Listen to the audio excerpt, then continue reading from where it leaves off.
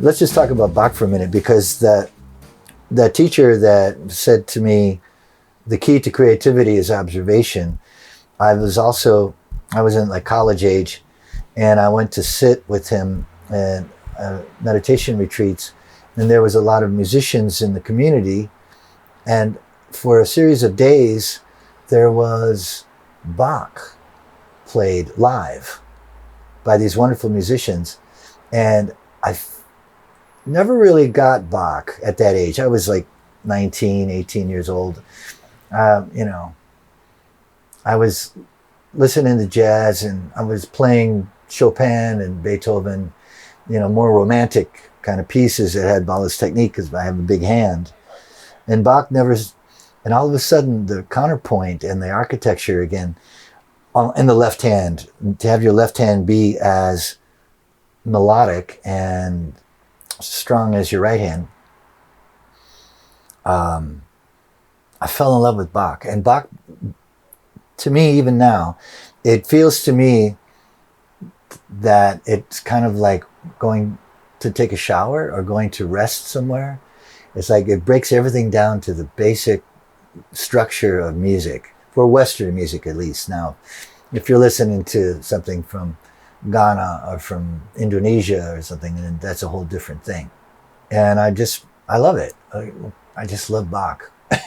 He's great. I think Brahms told somebody that just study Bach. After a while, he said, it's all there. I feel the piano. I mean, I could play a little. I don't play trombone anymore, and I have a guitar. I'm a guitar owner. Nice. But I just love playing the piano, and there's so many different styles. Yeah. But anyway, let's get back to your questions. My question, really, just like your process in creating music is just after you get the idea, and after you get the inspiration, basically. How do you move into making it a song? Like, what's your process into, finishing, recording, writing, all this stuff, until it's a final product? I think the process is the same for different fields. The creative process, for me at least, it's don't edit at first. Just put all your ideas down and play and explore and be creative. It should be play. Even if you have a big deadline and you got to have it done by yesterday, you got to get to a moment where you're just curious and you're playing and you're listening. There's that word again, listening. Then there's another thing. Get away from that and go in and just weed it out. That's where the 90% is bullshit part. Weed out the 90%. Find out what the nugget is, what the gold, what the jewel of it is, what the essence of it is. Yes. And then build on that. And you know what? That could just be a rough thing. I like to call the next process jeweler work. Actually, my friend Rocky Moffat, co-writer that I've worked with, we did an album together called All the Lost Angels, released about 10 years ago, which I love that record. Go listen to it. It's on my website. But anyway, jeweler work, we called it. Like when the jeweler has the lens and you're going in and just shaving off. Fine-tuning. Yeah, just that, or polishing work. Yeah. That's another word for it, That's awesome. And it's a different process completely. I think I don't know about brain research, but it's probably a whole different part of the brain even that's working, right? And you're talking about when you're honing on. When you're honing, yeah. I'm not sitting, a lot of times I'm just working in the studio on the side of the computer, editing things and trying different parts and checking out the voice leading and then go back and play it again. That's the thing too. I mean, I'm good at going in and editing it, and the edit. Rocky would always yell at me, man, just play it again. He's right, actually, because you get the feel right. Sometimes, though, if you want to save a section of something that's already been recording, it's pretty close, but there's and it feels right and everything like that. You don't want to lose that first take magic. No, you always keep the first takes. So it's always, Yeah, if you can edit it to make it what it is, that's always better, I think, than replaying and replaying and replaying. Oh yeah, You know. yeah. That's right. I'm glad you brought that up because first, second, and third, pretty much if I have to do it more than that, if I'm creating, now if I'm writing, if I'm practicing, I can just take a phrase and just stay on that for an hour or whatever, you know.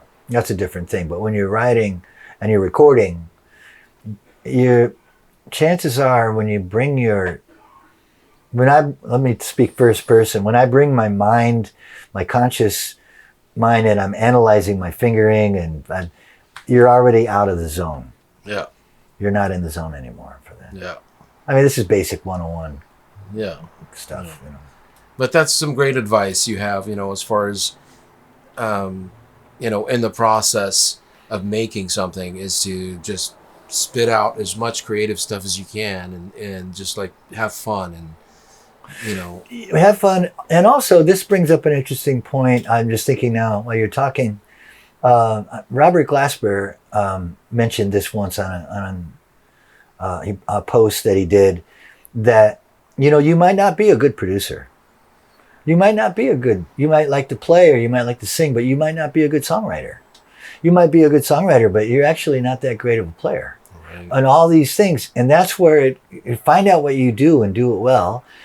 Work on your sure weaknesses, but at a certain point too, build a team around you.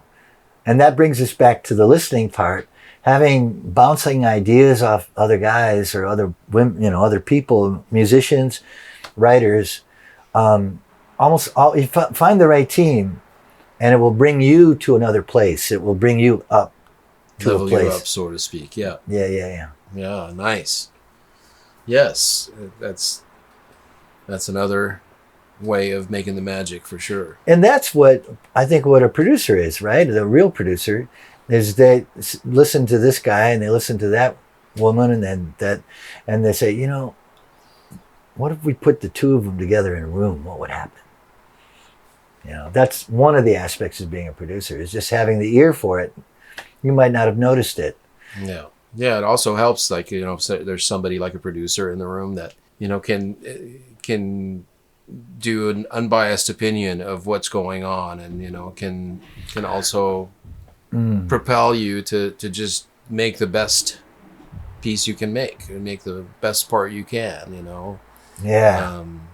And producers like, you know, in our world today, you know, Rick Rubin, who's just like so open. Well, he's I think a great example of listening. Yeah. And he talks about that. I believe that the album he did with Neil Diamond, that he threw out all the songs, like the first group of songs Neil brought. He said, "Okay, great, and now go do another batch." Yeah. I don't know if that's how it goes, and that's what we need to do for ourselves too. Yeah. To be able to say, you know, first take, yeah, that's good, but move forward, like turn the page and then start a new song, or you know, but that's part of the process too. Yeah. That turning the page part, which is part of the letting go part. Letting go. Okay. Yes. Yeah. Which is something that a lot of people have a hard time doing, you know. Maybe because they don't have enough experience. Sometimes that happens, but there's definitely people who produce music and they're like totally in control of every little thing that happens, you know. Maybe they have a great vision for what the outcome should be, and maybe they're able to execute it.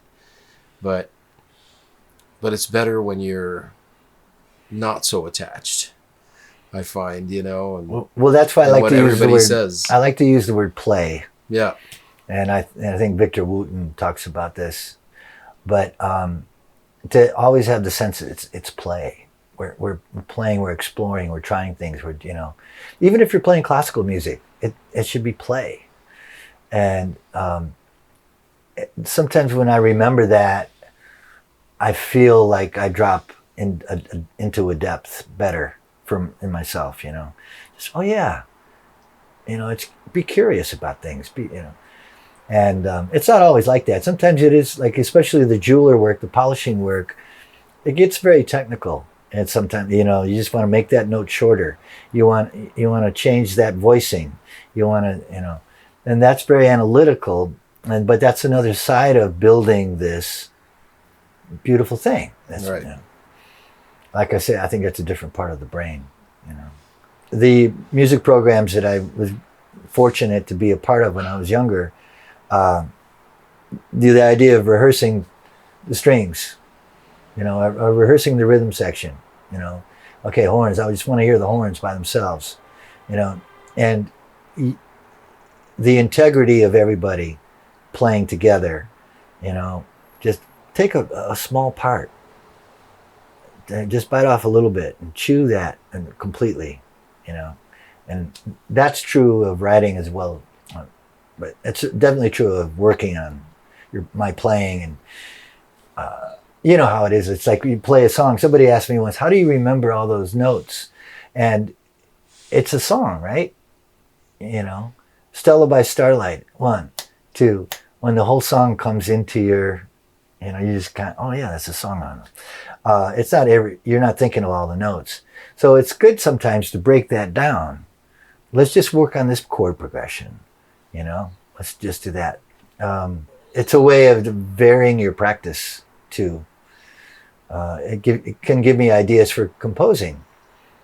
You know, you take a little phrase of one song, and then you're just kind of playing around with just that thing. Like it could be an 8-bar phrase, and then you can start pulling things out of it, or maybe especially letting go of portion of it. Like what's the thread that goes through this, and then you can build something.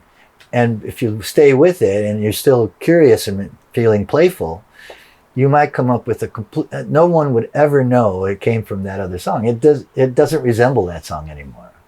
That wasn't the point of the exercise. The point of the exercise was play. Just keep it, you know, keep creating. Yeah, and your interest is actually what's guiding you. Yeah. You're listening. Yes. I'm sorry, I'm falling back on that word. Thank you for saying that. No, it's totally cool. Thank you for saying all that stuff.